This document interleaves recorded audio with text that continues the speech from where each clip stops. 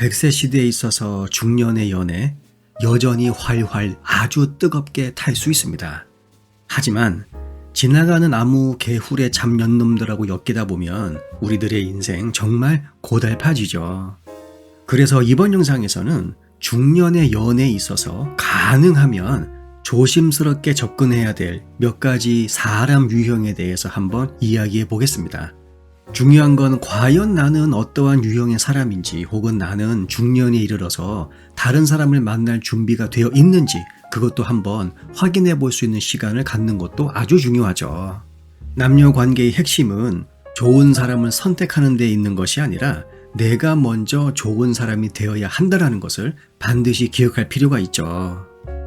일반적으로 40세에서 65세 사이의 기간으로 정의되는 중년기는 심리적인 성숙도가 높아지고 자아에 대한 명확한 인식이 강해지는 특징이 있습니다.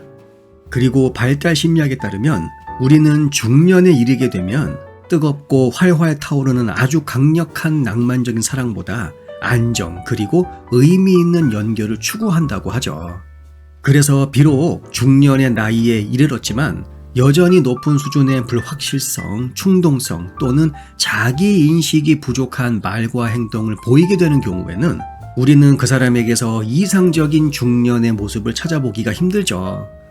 성격 발달에 관한 많은 연구에 따르면 정신적인 성숙도의 불일치는 끊임없는 남녀 갈등의 핵심 요소라고 합니다. 다시 말해서 우리는 나이를 육체적으로만 먹을 뿐만이 아니라 정신적으로도 먹을 필요가 있죠. 나이를 뒷구멍으로 잘못 먹어서는 안 됩니다.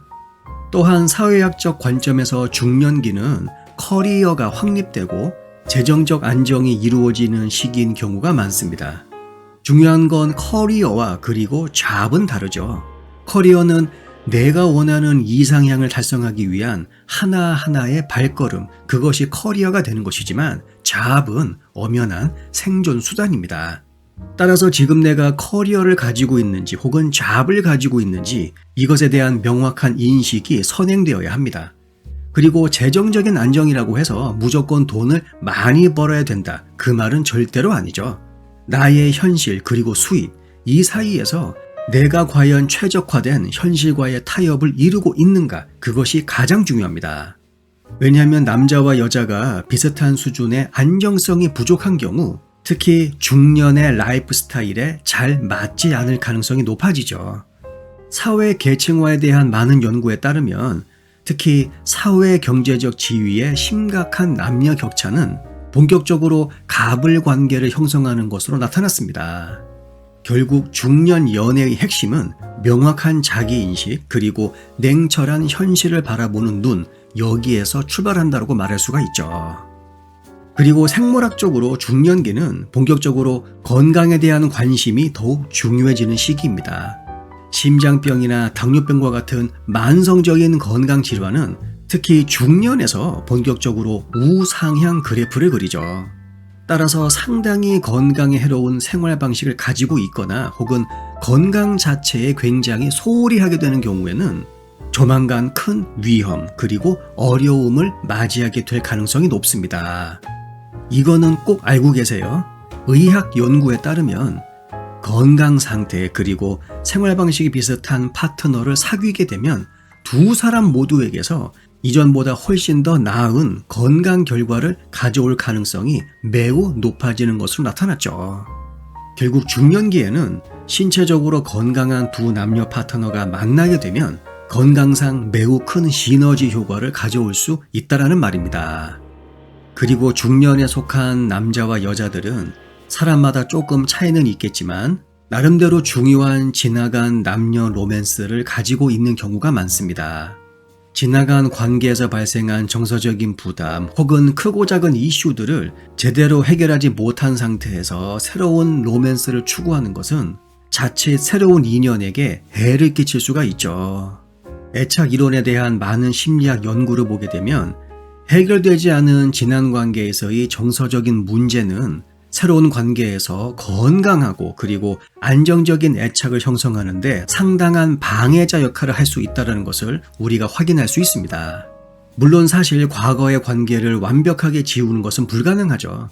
오죽하면 탈무드에는 재혼을 하게 되면 남자 2명 그리고 여자 2명이 한 침대에 누워있게 된다라는 말이 있겠습니까?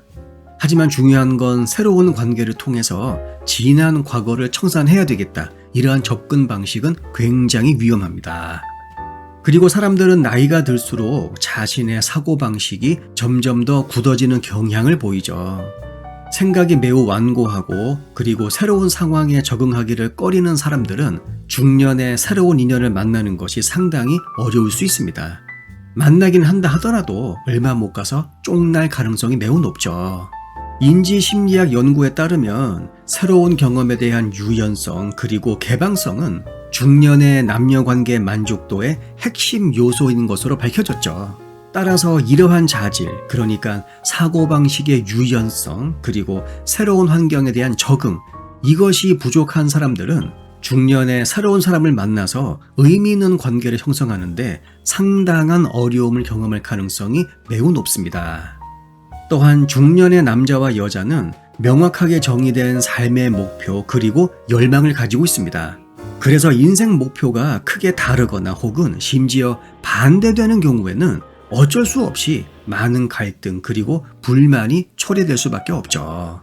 어린 왕자의 작가 생텍 쥐페리는 사랑은 남녀가 서로를 마주보는 것이 아니라 같은 방향을 같이 응시하는 것이다 라고 말했습니다.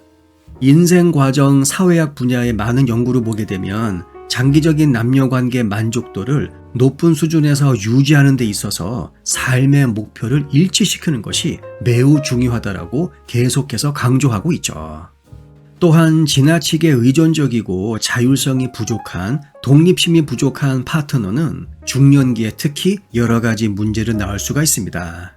기본적으로 성인 발달에 관한 많은 심리학 연구는 이 생애 단계에서, 그러니까 중년 단계죠.